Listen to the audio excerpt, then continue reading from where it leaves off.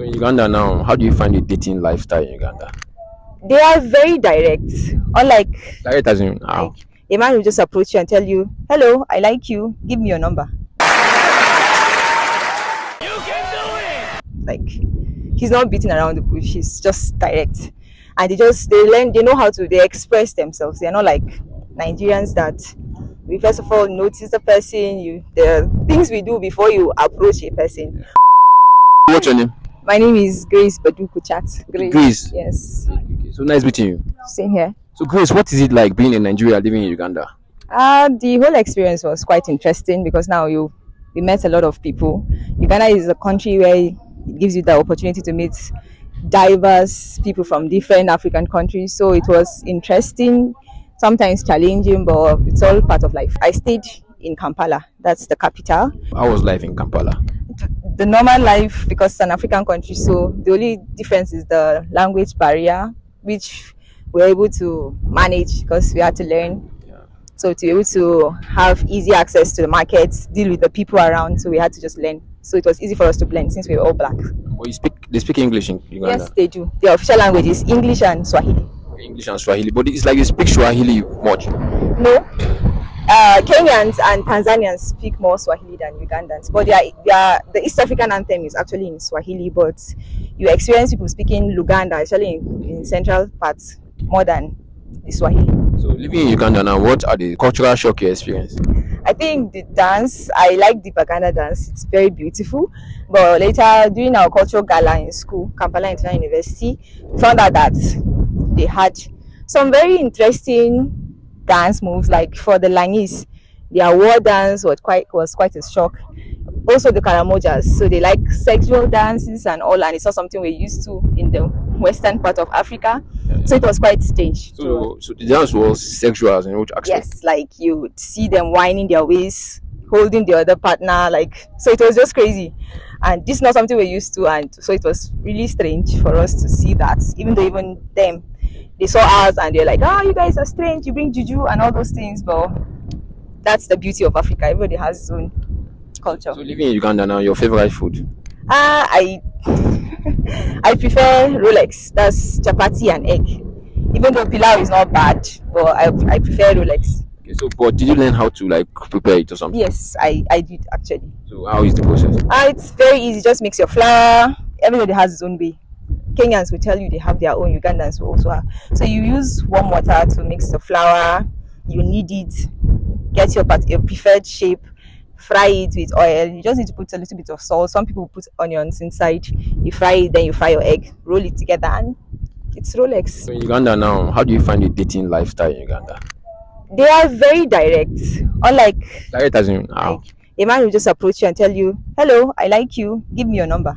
Like he's not beating around the bush. He's just direct, and they know how to express themselves. They're not like Nigerians that we first of all notice the person. The things we do before you approach a person. For Ugandans, they are direct. You meet someone for the very first time, the person will tell you, "I like you. Give me your number." Wow. And you're like, "Okay, wow, that's not how we do it where I'm coming from." But now they are different, so you just have to tolerate them.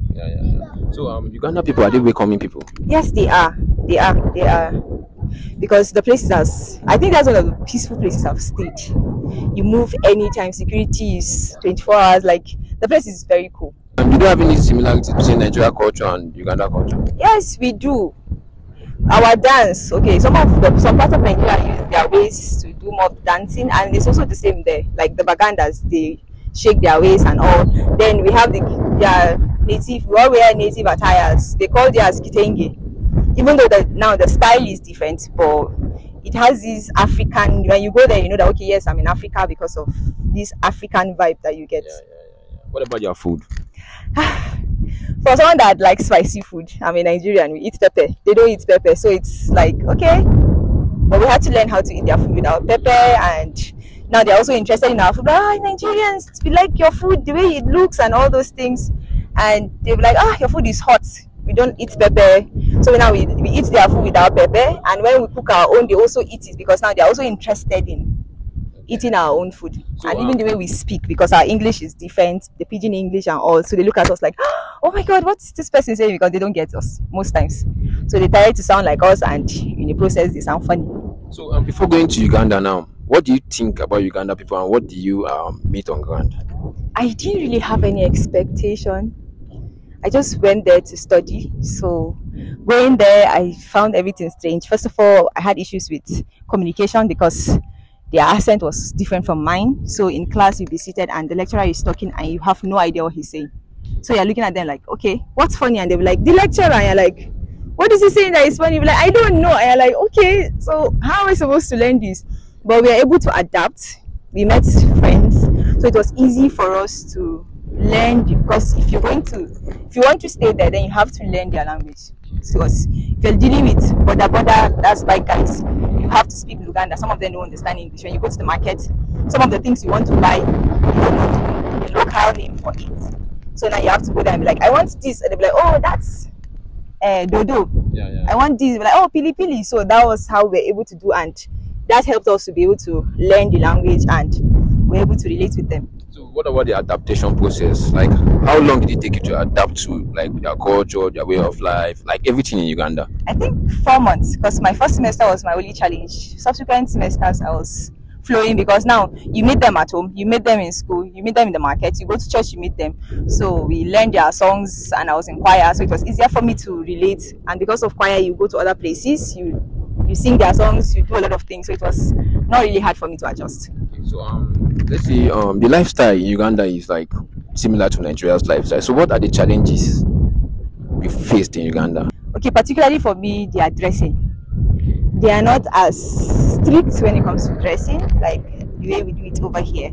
I don't understand. Because when I went there, they are dressing. They are free. They believe that they are free people. You should not tell someone how to do his things. So they are free-minded people. They like living like the whites.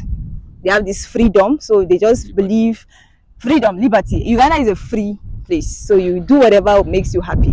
Even in schools, where you're going to school, like my university, there was no restriction to dressing, like wear anything. I come short to class. If you want to wear short gown, no one actually cares about those things. So now, coming from a Nigerian family from the northern part, now I'm going over there to see people half naked, leaving boobs outside, and you're like, every day you go and be like, sign of the cross, like, Father Lord help us. So we had to just accept them for who they are. Like, okay, this is how they are, and they don't see it as a problem because they like dressing corporate. They're not really the native people. So when they see you with native attire, they're like, oh, you look smart. And for me, in the northern part, it's normal for you to wear native, but for them, they wear it on special occasions. So it was not really easy for us to adopt, because now someone is passing and you're looking at the person, trying to analyze the person. Like, is this person okay? This guy is wearing this particular clothes. Like, is everything fine? But later we just found out that that's who they are, and we just accepted them for who they are. So clothes does not define them? No. Like, good people. They are. Like, the Muslims and the Christians is really difficult to actually differentiate. The only thing that when you meet the serious, I would say the serious Muslims, is that they veil. But all this of long hijab is not really their thing. So maybe from the name, you hear someone wearing Aisha and you're like, are you a Muslim? They're like, yes. So when I was there, people they used to call me Hajat because I veil. When I cover my head, they just assume you're a Muslim. A man had to approach me, like, he saw me Monday morning going to church. Now he sees me every day veiling. So he was like, Hajat. I was like, I'm not an Hajat actually. I'm a Christian. Like, I know. Hajat as Haji or something like that. Yes, they call it Hajat and Al-Haji. I don't know, there's a way they used to call it also, but mostly Hajat for the ladies. So I had to tell them, I'm not a Muslim. Where I'm coming from, it's normal to veil. It's normal to wear long clothes because it's something we're used to. So how many years did you live in Uganda or stay in Uganda? I stayed for 4 years, 8 months. So what do you learn apart from education? What other stuff do you learn in Uganda, like totally? Oh, I learned the language. I think I know a little bit of Luganda. I know how to greet a little bit. I speak. Okay, so now they say Jebaleku. Yeah. Jebaleku, there is Wasizota. Wasizota is good morning. So when they say Jebaleku, you be like Kali now with Jebale. Yes. Then Sebo is for a man, Nyabo a lady, Jaja an old, maybe a grandma or something. Are you planning to go back to Uganda very soon? Yes, I actually plan on doing that because they have beautiful places for recreational activities. If you want to go for sightseeing and all those things. So if you want a place to go for adventure, Uganda is a good place. They have the best weather. They have food, fruits, So basically, when I was there, I was all fresh, and all. When I came back to Nigeria, Nigerian heat wanted to finish me. What are your top two tourist locations that you recommend for people that want to travel to Uganda? Okay, I didn't really go around Uganda, but at least I've been to the source of River Nile in Ginger, so I would advise someone to go there. But if you don't like water, please don't. Then you can also go to Equator. Yes, there's a place called Equator in Uganda also, so you can go there. But there are other places that, like the Rwenzori Fall and all, they have beautiful places, so you can actually do well, browse about Uganda and go there. So as people don't like go to Uganda now from Nigeria, what are the processes that the person need to take? You can apply, there's this online visa, you can apply online, or you can go to the embassy in Abuja to get the visa, then travel. First of all, you need to get your passport. That is very important. What about gaining admission into? It's quite easy, unlike the stress we go through here in Nigeria. For me, they just applied. You just need to pay. For the Ugandans, they pay 50,000 shillings and they give you admission form. It's as easy as that. That's what the Ugandans pay. But for foreigners, you convert it to dollars. It depends on the rate. So it's not really expensive. You just buy your form. Make sure that you have your WAEC or NECO results that you can use over there. You don't need JAM. They don't work with JAM. And that's all. Especially the private universities. How is the education system? It's very good. Very, very good. Because when we went there, we met some Nigerian lecturers and we asked them questions like, is what they're teaching us here enough for us to survive Nigerian law school? And they said it's more than enough. And when I came, I actually saw it because we met people from UK, US, India, a lot of African countries, and I will tell you that Ugandan system is beautiful because we had more than enough to pass bar finals, and we are all lawyers. All my friends that came from Uganda, all of us passed bar finals.